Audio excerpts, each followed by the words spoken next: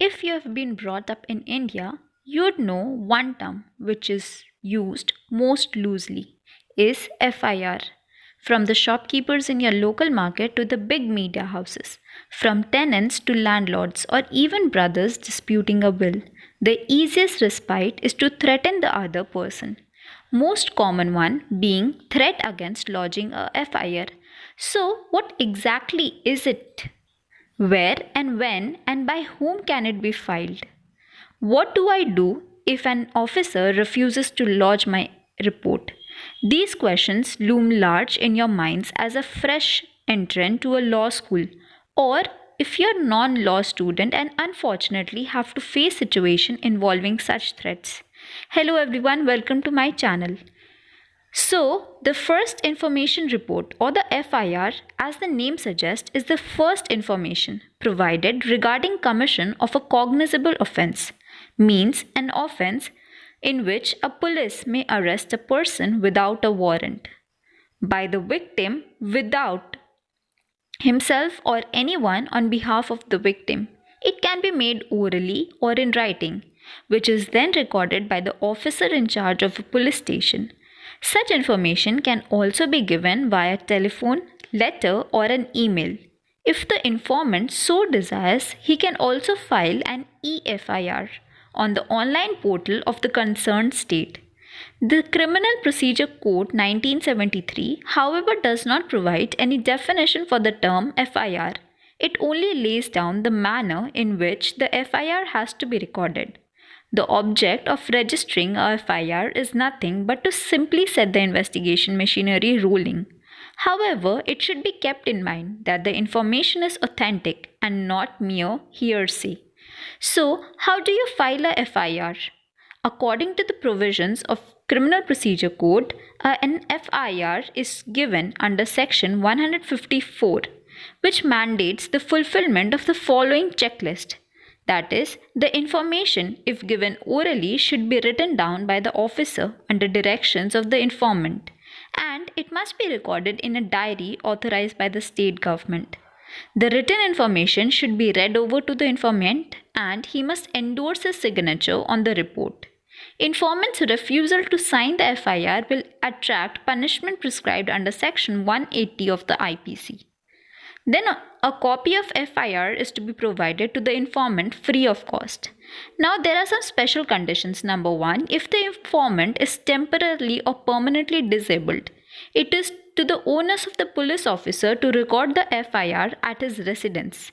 And in such a situation where the woman against whom an offence under Section 326A, 326B, 354, 354A to D, 376, 376A to E, and 509 of the Indian Penal Code is alleged, then such information shall be recorded by women police officers only.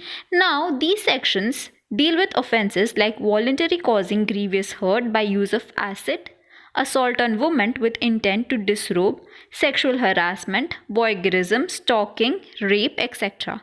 Now, where do we file an FIR? Ideally, the information regarding the offence committed should be reported at the police station having territorial jurisdiction over the area where the act has been committed.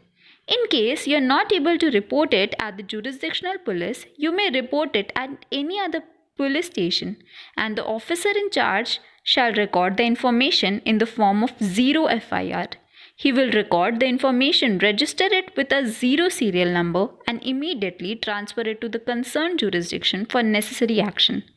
Now, there are certain instances where the officer can refuse to record FIR, but it is not a rule. No police officer can refuse to record the information on the pretext that the police station doesn't have the requisite jurisdiction. Doing so, he will be liable under a code of IPC under Section 166A. So, what can we do when the police officer refuses to record an FIR? The chronology remedies that are available to the person aggrieved is under Section 154 Clause 3 CRPC, which allows the informant to write a detailed account of information to the Superintendent of Police. subsequent to which, if the superintendent is satisfied the information suggested commission of a cognizable offence, he shall investigate the matter or himself or direct any subordinate police officer to do so. The informant may approach the magistrate's court having jurisdiction and file a complaint under 156 clause 3 of the Criminal Procedure Code, upon receipt of which the magistrate exercising powers under 190 CRPC shall direct registration of FIR followed by a direction of appropriate investigation to the matter. The next question is, can the police proceed with the investigation without registering an FIR? Contrary to the common belief, FIR is not the only way to set the investigation into motion.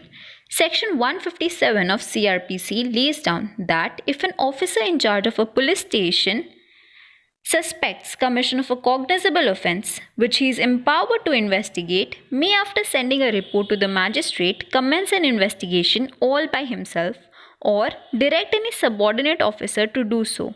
In a situation where magistrate invoking his powers under section 190 coupled with section 156 CRPC directs the police officer to investigate into a cognizable offence, the police officer can proceed without registering an officer. Now, the Honorable Supreme Court has regarded certain directions with the registration of FIR. The first is the prohibition of multiplicity of FIRs on the same cause of action. In the case of Surendra Kaushik versus State of UP, which can be considered an authority in addressing the issue wherein the court considered all landmark decision and categorically re-emphasized its stand on the prohibition of filing multiple FIRs for the same offence, simply because it vitiates the entire purpose, that is, the set the criminal law into motion. Repeated and subsequent reports on the same incident by different informants will jeopardize the investigation.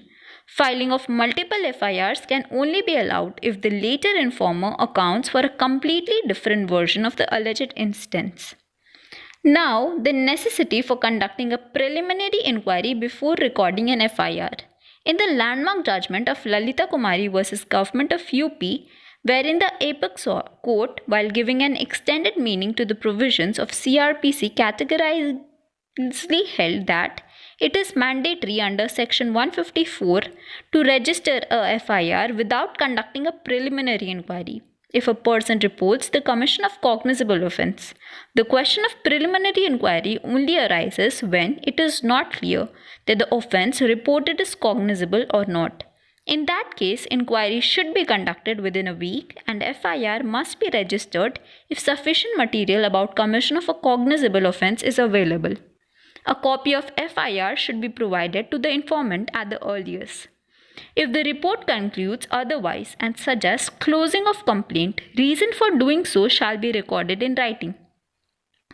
A non-exhaustive list of allowing preliminary inquiry was also laid down in the case. It included family and matrimonial disputes, commercial offence, medical negligence, corruption and cases where there have been a delay of more than 3 months in initiating a criminal proceeding. Now, can FIR be used as evidence? It is a settled position of law that FIR is not a substantive piece of evidence. It can only be used to corroborate evidence or to check the creditworthiness of the informant or the witnesses. The corroborative value of the FIR substantially declines if there is an unexplained delay in filing FIR, for simple reason that a delay may be interpreted as an afterthought and it puts the courts on guard to look for possibilities of an ill motive or concoction of facts. The position with regard to delay was clearly explained in Arpin Joseph versus the state of Kerala. However, FIR is considered a substantial piece of evidence where the informant does not survive till the conclusion of trial, and FIR is thus treated as dying declaration. It fulfills the criteria as a valid declaration that can be regarded as an evidence admissible in court.